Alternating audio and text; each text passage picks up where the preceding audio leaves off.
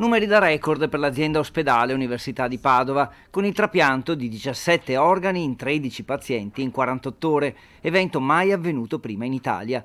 Tutto da effettuare necessariamente in pochissimo tempo. L'espianto degli organi, fegati, reni, polmoni, cuore arrivati da Padova, Mestre, Vicenza e Trieste, e poi la chiamata nel cuore della notte ai pazienti in lista d'attesa, alcuni dei quali sono dovuti partire da lontano, perfino dalla Calabria. Il primo pensiero va ai donatori, no?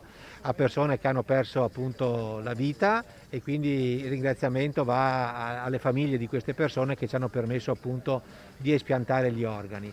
Poi il risultato dal punto di vista appunto del trapianto è veramente eccezionale. Il mio ringraziamento va innanzitutto alle famiglie dei donatori, straordinari, fantastiche, 17 trapianti in poche ore sono veramente un grande risultato, poi all'organizzazione, alla struttura dell'azienda e poi lasciatemelo dire ai miei professionisti. La criticità maggiore sono i tempi, perché noi con gli organi abbiamo dei tempi ridotti e quindi bisogna velocizzare al massimo.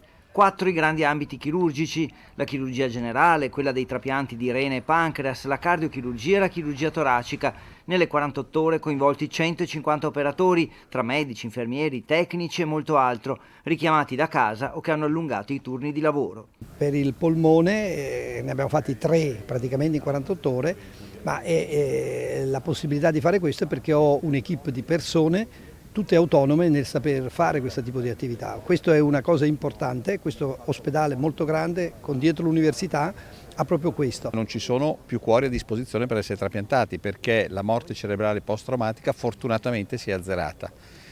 E quindi i donatori in morte cerebrale sono donatori per cause emorragiche o ischemiche che naturalmente vanno incontro a queste problematiche se hanno dei fattori di rischio. Padova è tra le primissime regioni in Italia, in pratica dietro al solo Piemonte, in crescita i trapianti pediatrici e ora il riassestamento dopo l'emergenza Covid, perché oltre all'impegno delle ultime 48 ore c'è tutta l'attività chirurgica di routine da seguire.